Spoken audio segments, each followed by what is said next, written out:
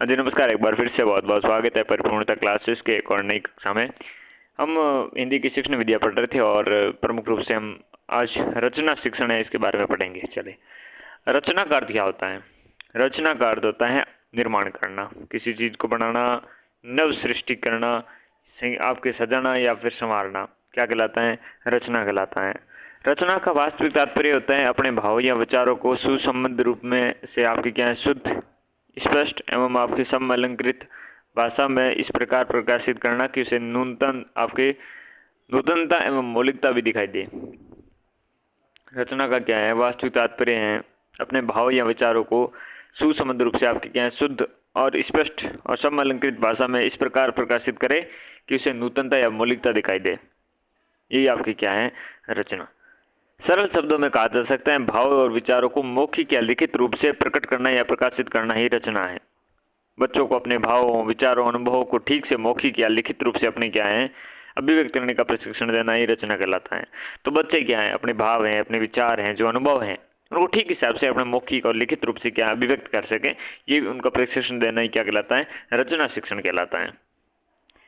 इसके उद्देश्य देखें तो छात्रों को शुद्ध, उचित और स्पष्ट भाषा में अपने विचारों और स्वाधीनता पूर्वक कह सकने की क्या योग्यता विकसित करना।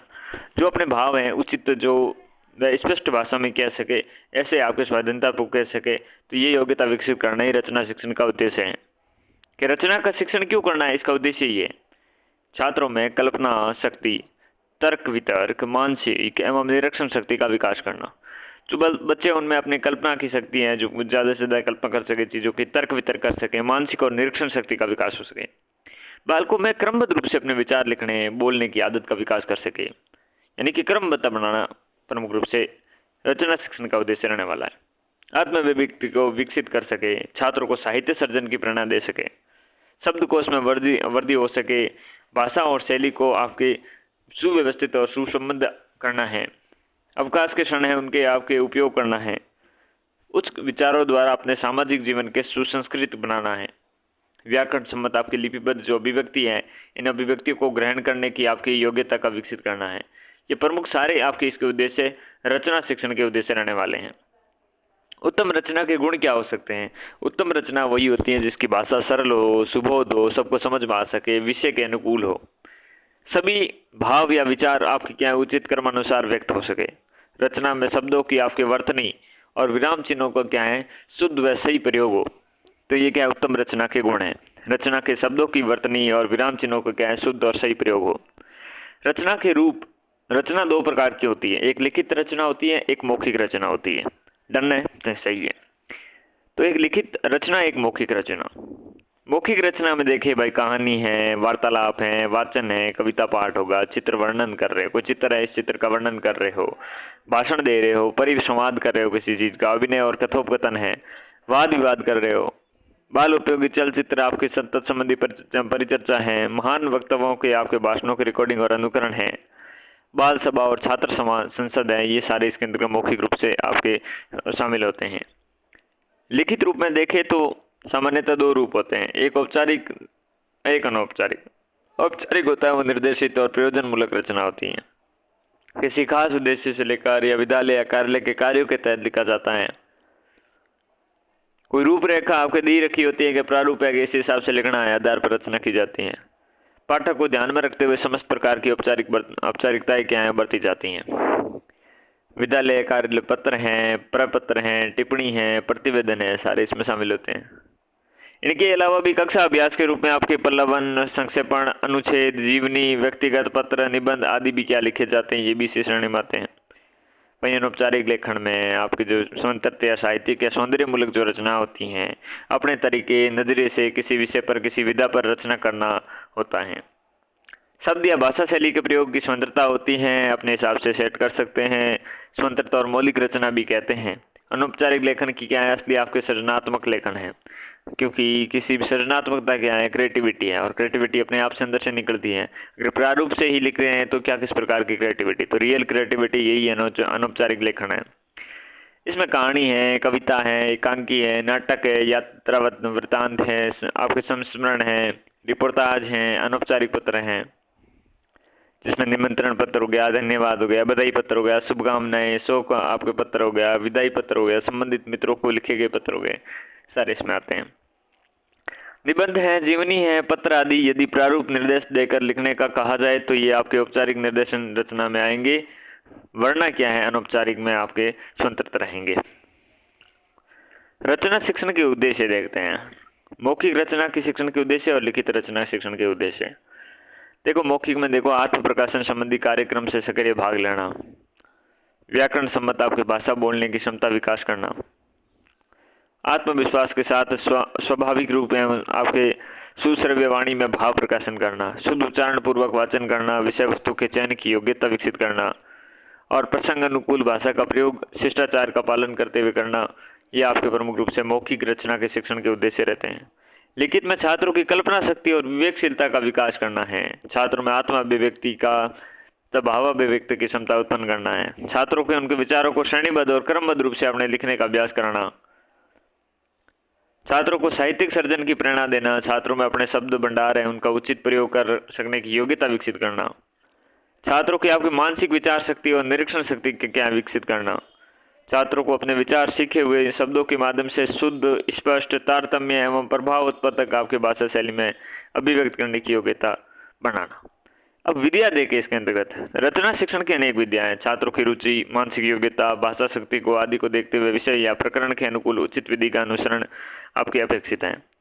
उदाहरण में देख लो, प्रश्नोत्तरी है, चित्र वर्णन प्रारंभिक आपके स्तर पर अधिक उपयोगी सिद्ध होती हैं, रूपरेखा विधि हो गई, स्वाध्याय विधि हो गई, सूत्र विधि हो गई, ये सारे उच्च कक्षाओं में है। रचना शिक्षण हेतु आपके जो विधियां देखे तो चित्र वर्णन विधि है, प्रश्नोत्तरी विधि है, प्रवचन विधि है, उद्बोधन विधि है, स्वाध्याय और मंत्रणा विधि है, रूपरेखा विधि है, तर्क और परिचर्चा विधि है, आदर्श अनुकरण विधि है, भाषा यंत्र विधि है। प्राचीनतम और सर्वाधिक प्रचलित विधि है प्रश्नोत्तरी विधि। गुरुकुल प्रणाली में शिष्य अपनी आकांक्षाओं के समाधान हेतु प्रश्न पूछते थे, गुरु उनके प्रश्नों का उत्तर देते थे। इस विधि के अंतर्गत रचना संबंधी आपके विषयों पर शिक्षक उपयुक्त प्रश्नों के उत्तर छात्रों से प्रकट करवाता था और प्राप्त उत्तर के आधार पर छात्र रचना कार्य पूरा करते हैं। पहले मौखिक रचना की जाती थी, तत्पश्चात लिखित रचना करने को कहा जाता है।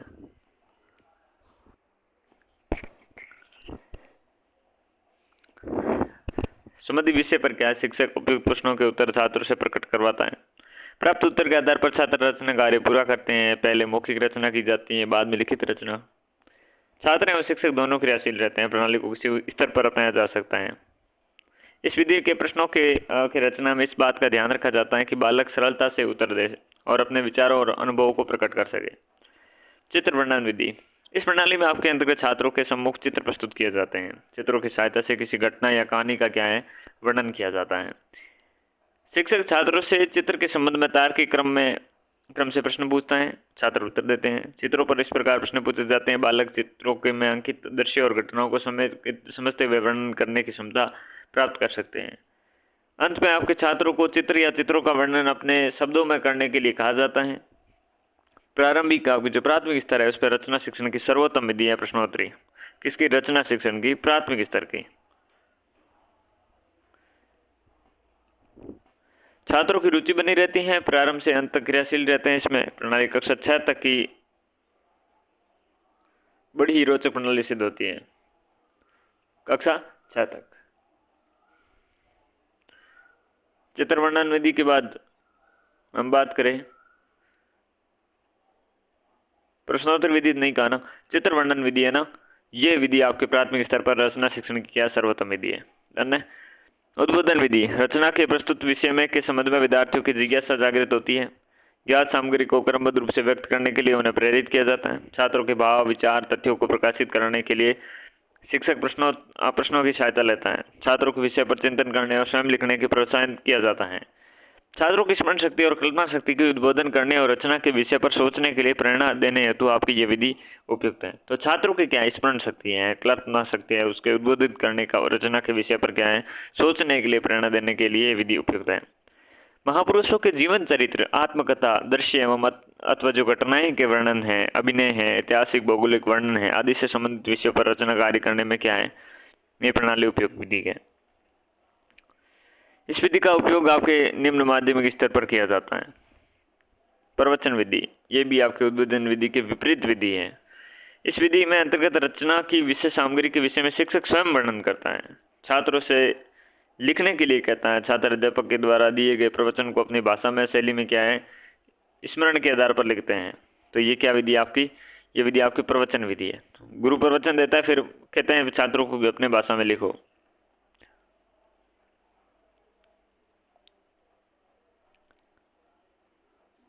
वहीं उद्बोधन में क्या था, कोई विषय था, संबंध में विद्यार्थियों को जिज्ञासा जागृत की जाती थी। ज्ञात सामग्री को क्रमबद्ध रूप से व्यक्त करने के लिए उन्हें प्रेरित करते थे। छात्रों के भाव, विचार, तथ्य प्रकाशित करने के लिए शिक्षक प्रश्नों की सहायता लेता था। वहीं यहाँ पर ये देखते हैं तो ये विधि आपके छात्र आत्म प्रयत्न को वंचित रह जाते हैं, शिक्षक के द्वारा प्रस्तुत सामग्री को लिख लेते हैं और इस प्रकार ये पुनर्रचना है। उत्तम विधि नहीं मान सकते, उच्च कक्षाओं में ये विधि प्रयोग की जाती है, प्रवचन विधि। ठीक है। रूपरेखा विधि देखो, तो इसके अंतर्गत एक सुनिश्चित रूपरेखा अथवा संकेत सूत्र देकर छात्र को रचना कार्य करने के लिए कहा जाता है। जो विषय आपके विद्यार्थियों के लिए कठिन या अज्ञात है, वह उनकी ज्ञान परिधि के बाहर है,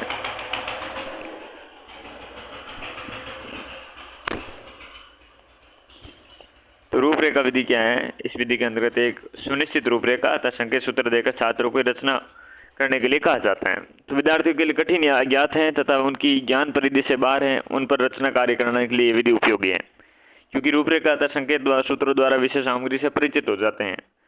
संकेत सूत्रों में स्पष्टता और क्रमबद्धता आवश्यक है। सूत्र विधि या प्रबोधन विधि भी कहते हैं इसे। रूपरेखा को आपकी क्या सूत्र विधि या प्रबोधन विधि कहते हैं। माध्यमिक और उच्च स्तर पर आपकी रचना कार्य करने के लिए उपयोग विधि है। बालकों की विषय सामग्री पर आपके तार्किक क्रम से सोचने का अवसर मिलता है। तो क्या तार्किक क्रम में सोचने को मिलता है और भाषाई विकास और अभिव्यक्ति शैली में सुधार के अवसर नहीं मिलता। जो भाषाई विकास है, अभिव्यक्ति शैली में सुधार का अवसर नहीं मिलता। विधि अपने में क्या है, अपूर्ण है। स्वाध्याय या मंत्रणा विधि, इस विधि में रचना की आपके विषय सामग्री पुस्तकों तथा पत्रिकाओं से ढूंढने और चयन करने के लिए छात्रों को प्रेरित या प्रोत्साहित किया जाता है। शिक्षक यथा आवश्यक छात्रों की आपकी सहायता करता है, परामर्श देता है।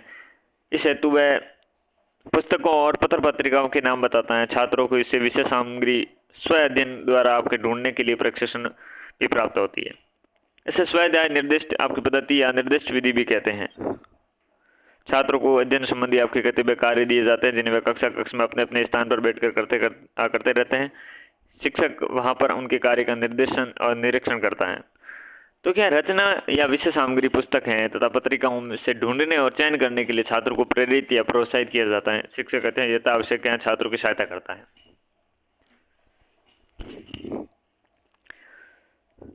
स्वाध्याय निर्दिष्ट पद्धति व्याख्यान करते हुए आपके कलर ने कहा है, निर्दिष्ट स्वाध्याय व शिक्षण विधि है जिसमें प्रेरणा, योग्यता, निर्देशन तथा आवश्यक सहायता द्वारा प्रत्येक विद्यार्थी को अपनी सभी शैक्षिक वृत्तियों में आपके आत्मनिर्भर और कुशल बनाने का उद्देश्य निहित रहता है।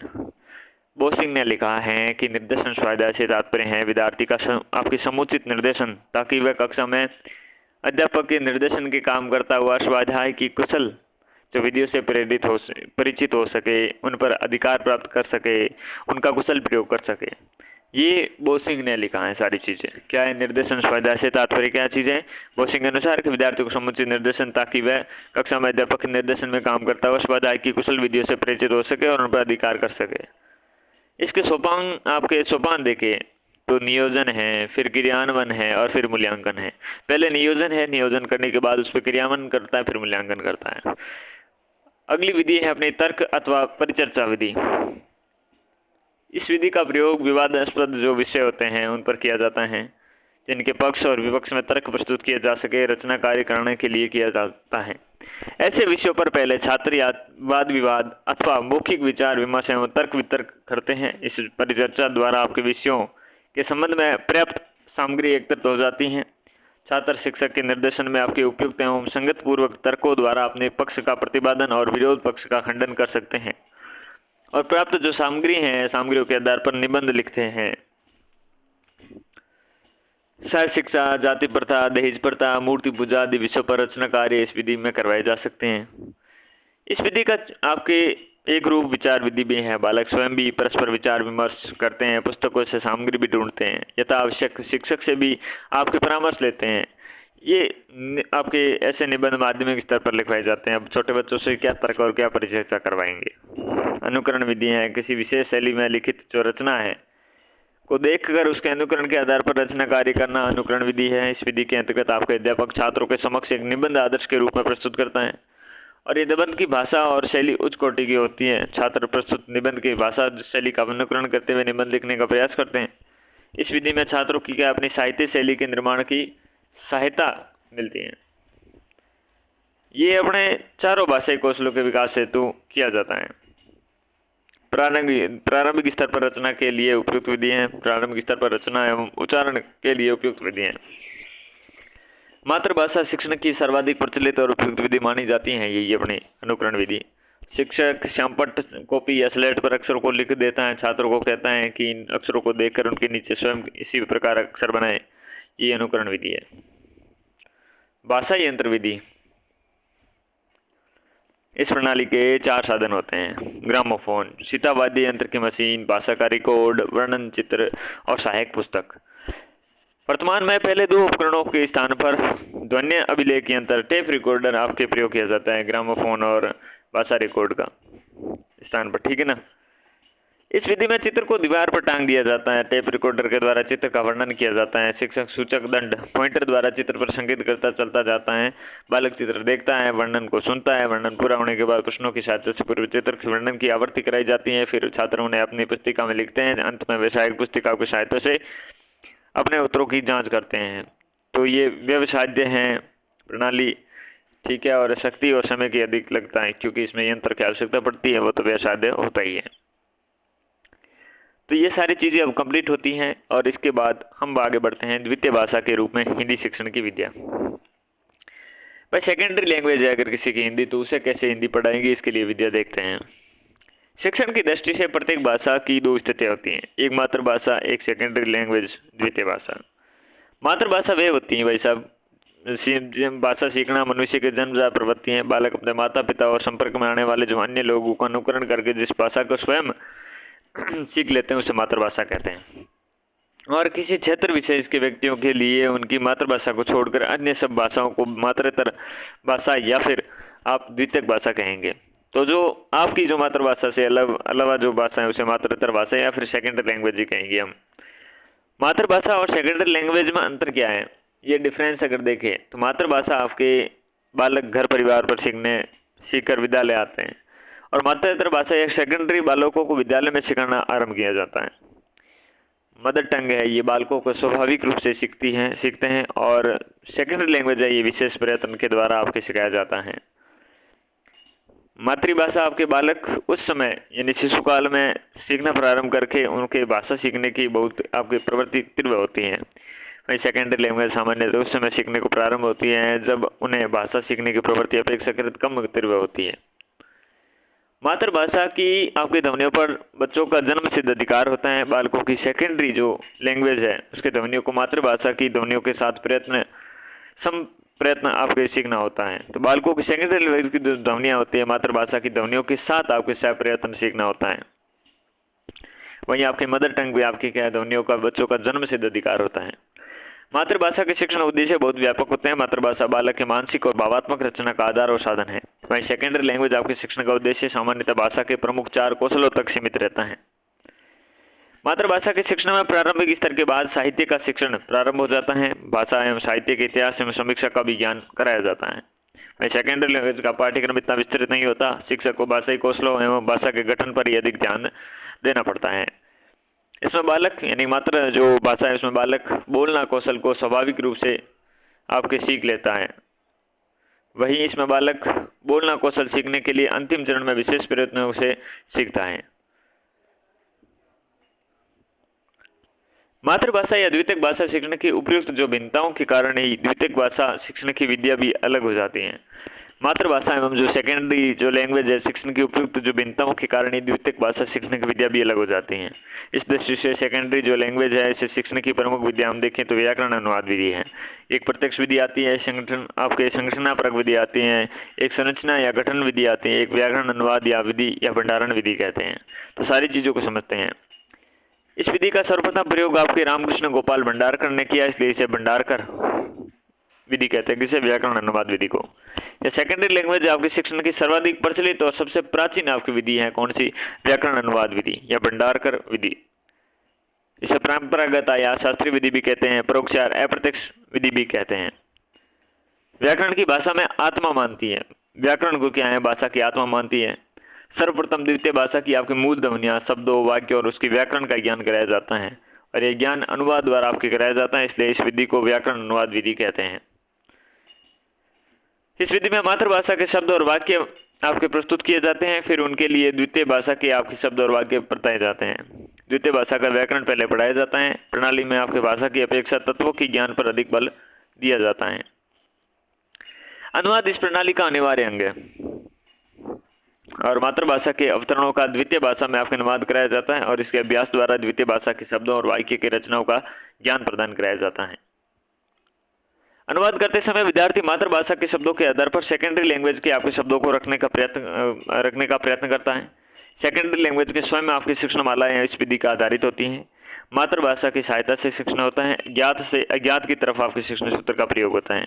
कम समय में आपके शब्द भंडार में वृद्धि होती है। पढ़ना और लिखना कौशल में ज़्यादा जोर होता है। पढ़ना और लिखना समय व श्रम आपके क्या है? कम लगता है। इसमें सेकेंडरी लैंग्वेज का व्याकरण ज्ञान मातृभाषा के व्याकरण के आधार पर ही कराया जाता है और इस विधि के आपके आधार पर शिक्षण मालाएं छात्र के स्वयं सीखने की सहायक होती हैं। आपके व्याकरण अनुवाद विधि के सोपान देखें तो सर्वप्रथम आपकी द्वितीय भाषा का व्याकरण ज्ञान कराया जाता है, फिर मातृभाषा का द्वितीय भाषा में अनुवाद किया जाता है, फिर द्वितीय भाषा का आपके मातृभाषा में अनुवाद किया जाता है। तो पहले मातृभाषा का आपके द्वितीय भाषा में अनुवाद, फिर द्वितीय भाषा का आपके मातृभाषा में अनुवाद और शब्द को उसकी जानकारी, ये चौथा आपके सोपान रहता है। व्याकरण अनुवाद की विधि के गुण देखें तो इस विधि में छात्र को स्वाध्याय की आदत पड़ती है, विकास होता है। इसका अंतर्गत व्याकरण के नियमों की आपको बोधिगम बनाया जाता है। संस्कृत के नियमों का वर्गीकरण मनोवैज्ञानिक ढंग से करते हुए आपके शिक्षण के सूत्रों का अनुसरण किया जाता है। प्रत्येक पाठ स्वयं एक संपूर्ण इकाई होती है। यहाँ तक कि प्रयोज्य शब्दावली को भी आपके पाठ के अंत में रखा जाता है। इस विधि पर आपके आधारित पुस्तकें स्वयं पथ प्रदर्शक का काम करती हैं और इस विधि से बड़े समूह को भी सरलता से पढ़ाया जा सकता है। इससे समय, शक्ति और धन की बचत होती है। व्याकरण अनुवाद विधि के दोष। व्याकरण जो अनुवाद विधि है इसके दोष देखते हैं। सबसे बड़ा दोष ये है कि भाषा शिक्षण का अधिकांश समय आपकी क्या है? व्याकरण के ज्ञान में समाप्त हो जाता है। अनुवाद को अत्यधिक महत्व देना, द्वितीय भाषा सीखने के लिए उसे आधार बना देना इस पद्धति का दोष है। व्यवहारिक ज्ञान प्राप्त नहीं हो पाता, बस रटाफिकेशन, व्याकरण पे लगे रहना व्यवहारिक ज्ञान नहीं होता। मौखिक अभ्यास की अत्यधिक आपकी अपेक्षा होती है और द्वितीय भाषा के शिक्षण की वैज्ञानिक पद्धति नहीं हो सकती है। छात्र द्वितीय भाषा को स्वतंत्र रूप से प्रयोग करने में आपकी दक्षता प्राप्त बिल्कुल नहीं होती, क्योंकि वो फिर बस व्याकरण के नियमों को ही सोचता रह जाता है। प्रत्यक्ष विधि देखो, अन्य नाम इसका सुगम विधि या आपके निर्बाध विधि कहते हैं, प्राकृतिक विधि या फिर मातृ विधि कहते हैं इसे। तो इस विधि में बच्चों को द्वितीय भाषा को उसी रूप में सिखाया जाता है जिस रूप में वे अपनी मातृभाषा सीखते हैं। द्वितीय भाषा सिखाने के लिए द्वितीय भाषा ही माध्यम रखा जाता है। मातृभाषा का प्रयोग बिल्कुल नहीं होता इसमें। द्वितीय भाषा की शिक्षा आपकी वास्तविक परिस्थिति में वार्तालाप से शुरू होती है, मौखिक अभ्यास से दूसरी भाषा सिखाई जाती है। व्याकरण के नियम पर बिना बल दिए ही वास्तविक परिस्थितियों में भाषा की आपके व्यवहारिक रूपों में खोजकर सहज रूप से सीखना प्रत्यक्ष विधि कहलाती है। और इसमें व्याकरणिक आपके नियमों को कंठस्थ कराने की अपेक्षा कक्ष में भाषाई वातावरण बनाने का अधिक बल दिया जाता है कि व्याकरण नियम रटाने से अच्छा है कि आप वातावरण क्रिएट करो और फिर सेकेंडरी लैंग्वेज में सीधा बात करो। इस विधि के अंतर्गत भाषा की व्यवहारिक रूप पर बल दिया जाता है। द्वितीय भाषा के सिखाने में इसकी सबसे आपको भाषा का माध्यम अपनाया जाता है। सेकेंडरी लैंग्वेज को उसका माध्यम बनाया जाता है, ना कि मातृभाषा को। अनुवाद की आवश्यकता भी नहीं पड़ती इसमें। इस पद्धति में चित्रों और आपके शैक्षिक जो सहायक सामग्री है उनका प्रयोग विशेष रूप से किया जाता है। वार्तालाप एवं मौखिक जो अभ्यास हैं उनके द्वारा शिक्षा प्रदान करने से भाषा के दो आधारभूत कौशल, सुनने और बोलने की आपके सीखने का प्रयत्न अवसर मिलता है। भाषा की ध्वनि और उच्चारणों में से बालक सहज ही आपके परिचित हो जाता है। मौखिक भाषा शिक्षण की प्रत्यक्ष आपकी विद्या, भाषण और वार्तालाप, अभिनय आदि इसमें शामिल है। प्रत्यक्ष जो विद्या है, भाषण, वार्तालाप, अभिनय आदि इसमें क्या है, शामिल है आपके। उच्च प्राथमिक स्तर पर मौखिक भाषा शिक्षा की आपके प्रत्यक्ष विधि का उचित उदाहरण अभिनय प्रदर्शन है। तो उच्च प्राथमिक जो स्तर है, इस स्तर पे आपके मौखिक भाषा शिक्षा की जो प्रत्यक्ष विधि का उचित उदाहरण अभिनय प्रदर्शन है। इस विधि में शब्द का अर्थ उस शब्द के आपके द्योतक वस्तु को प्रत्यक्ष दिखाकर समझाया जाता है। इस विधि में शब्द का अर्थ उस शब्द के आपके द्योतक वस्तु को प्रत्यक्ष दिखाकर समझाया जाता है।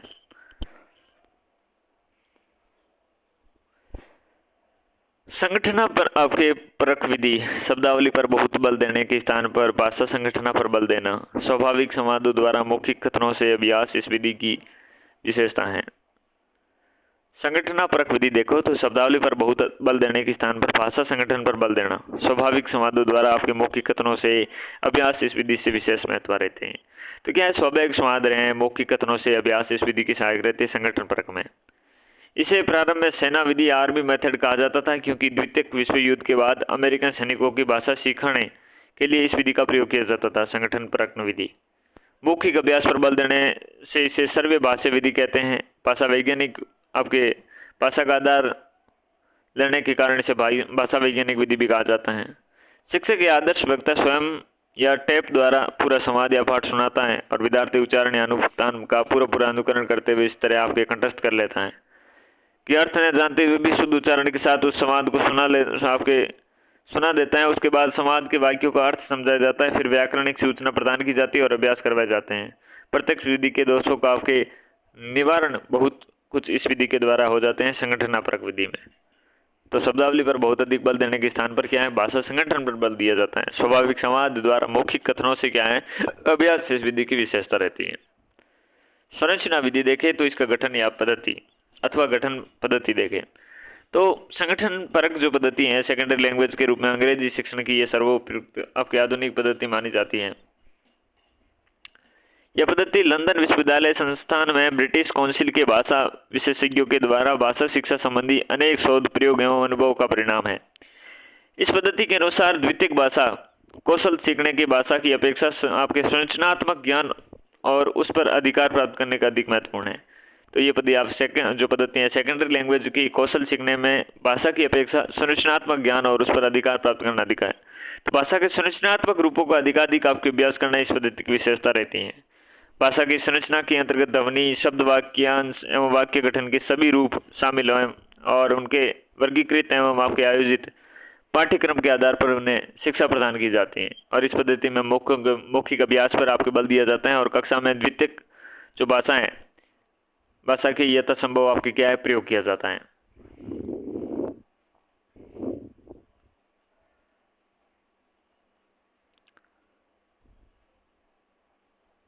इस विधि में आपके सर्वप्रथम शिक्षार्थी हैं उनको द्वितीयक भाषाएं अंग्रेजी के समान रचना वाले जो वाक्य हैं उनका ज्ञान पहले कराया जाता है। इस विधि में जो सेकेंडरी लैंग्वेज है उसकी शिक्षा पूर्ण वाक्यों से शुरू होती है और इस दृष्टि से ये मनोवैज्ञानिक विधि है। दूसरी बड़ी ये विशेषता है कि किसी इस प्रकार के वाक्य की संरचना का अभ्यास करते करते छात्र उनके बोलने के भी अभ्यस्त हो जाते हैं। व्यतिरेक विधि देखिए जो अंतिम विधि है इसकी अपने तुलना होता है इसमें, इसलिए इस विधि को तुलनात्मक विधि भी कहते हैं। मातृभाषा और जो सेकेंडरी लैंग्वेज है दोनों के समान और असमान तत्वों को ध्यान में रखते हुए शिक्षण करवाया जाता है। मातृभाषा है, सेकेंडरी लैंग्वेज है, दोनों का तुलनात्मक वैज्ञानिक विश्लेषण प्रस्तुत होता है। दोनों भाषाओं की ध्वनि आपकी व्यवस्था, शब्द व्यवस्था, वाक्य व्यवस्था इत्यादि का क्या है, तुलनात्मक शिक्षण करवाया जाता है। ध्वनि है, शब्द है, वाक्य है, इन सारी व्यवस्थाओं का तुलनात्मक शिक्षण होता है इसमें। सेकेंडरी लैंग्वेज का आपके पाठ्यक्रम बनाते समय मातृभाषा का ध्यान रखना चाहिए। इसका व्यतिरेक विधि में ये चीज़ होती है, तभी तुलना कर पाओगे, तभी आप इजीली समझ पाओगे। भोलेनाथ तिवारी ने इसके सेकेंडरी लैंग्वेज आपके शिक्षण की सर्वोपरि विधि माना है, भोलेनाथ तिवारी ने, कि आप कंपेयर करते हुए पढ़ो। तो इस प्रकार की ये शिक्षण विधियाँ रहने वाली है। इस कक्षा में बस इतना ही, मिलते हैं अगली कक्षा में, तब तक के लिए नमस्कार।